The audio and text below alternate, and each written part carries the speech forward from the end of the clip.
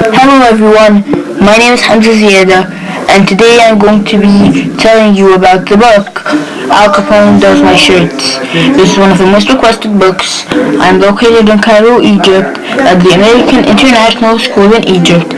So without any further ado, okay, so this is a book that I've been wanting for a couple of years now, and you guys have been wanting it, so this is going to be kind of a Q&A video about how the book is. You guys asked a lot of questions about it, what's my opinion, things like that, and so I'm going to be going in depth and making a separate video about that. So, by the way, this is a picture of Al Capone if you didn't know.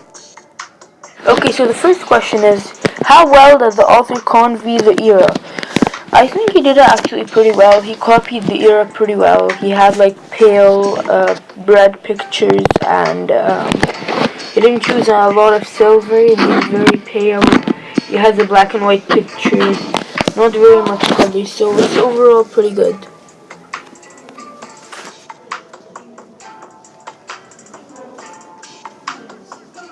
Okay, so the second question is, how much did you know about the time before you read the book and after it? So before I read this book, I didn't know anything about 1935, but after it was pretty obvious. The time was like, it was dangerous back then, and so I knew quite some facts after I read the book about the time. Okay, so the next question is, why do you think the author wrote this book? Every book has a theme. Why do you think the author wrote this book? What's the theme of this book? I think the theme of this book is that people can be good people, bad people can be good people. And I'm not going to get into details because some people still don't read this book.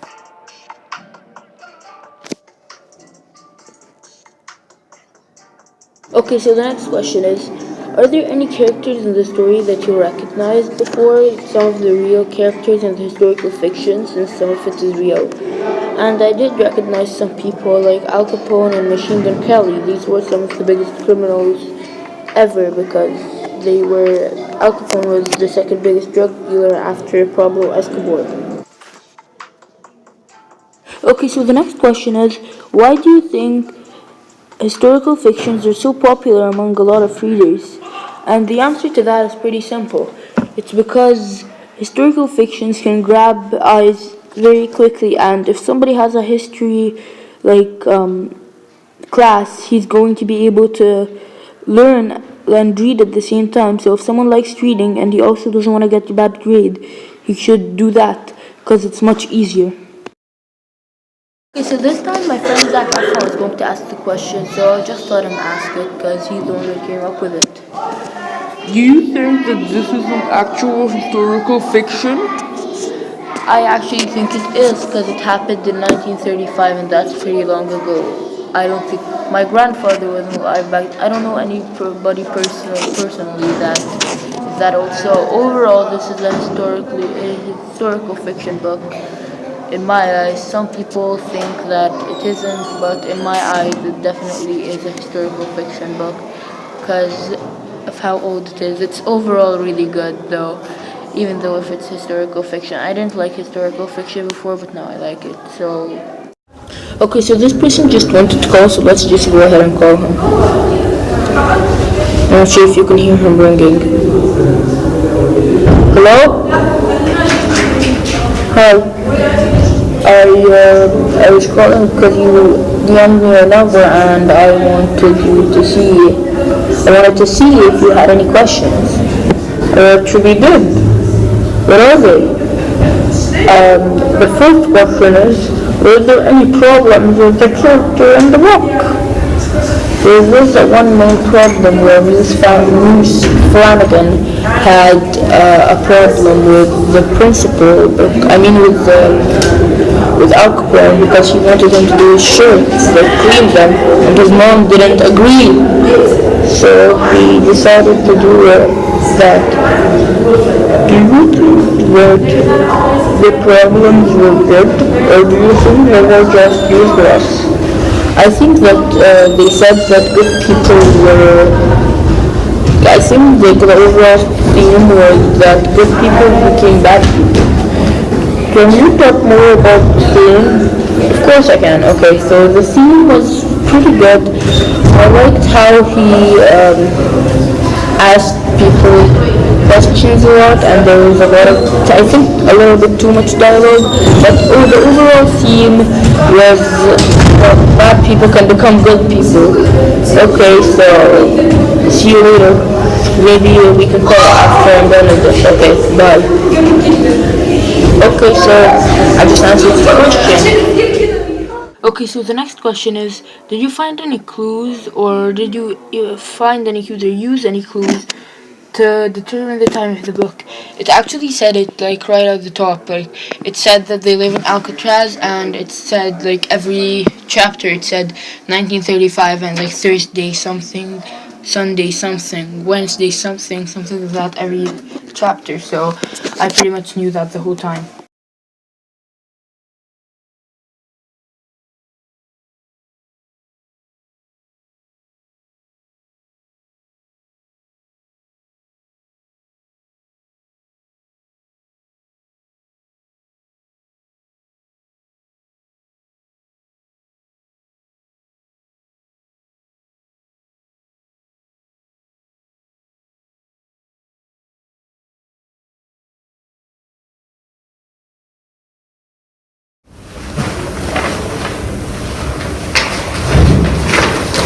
Okay, so now I'm just gonna run through some of you guys' questions. The first question that it's like new, kind of filming this at a different time, is how do characters change, grow, or evolve throughout the story? Okay, so that's a pretty good question that I get in most books, and I think Moose Flanagan was the most person to grow because he had very little ideas at the beginning, and then his brain started to grow, and he began to tell his mom some of the good things that Al Capone does, and things like that. Okay, so the second question is, who is the most realistic character and why? So realistic character-wise, there were two characters that were actually real. I'm guessing he wants two characters that aren't real and might be realistic. And I think that character is going to be Moose Flanagan's mom, because she changes her mind, and a lot of people change their mind. For example, me, when I first read this book, this is actually another question that I read. When I first read this book, I thought it was fair. I didn't think it was going to be like the best, because I don't read a lot of historical fictions, but it was much better than I thought it was. Like it took me up. I really liked how it was. And so, continuing the other question, she changed. She used to hate Al Capone, and then now she's okay with him. And so, explain the characters. The characters' involvement in the historical setting. So this is a question from Twitter, and someone said that how did they involve? I think it's because they lived there. That's like the biggest involvement, and they had to like deal with everything. And so that's about it.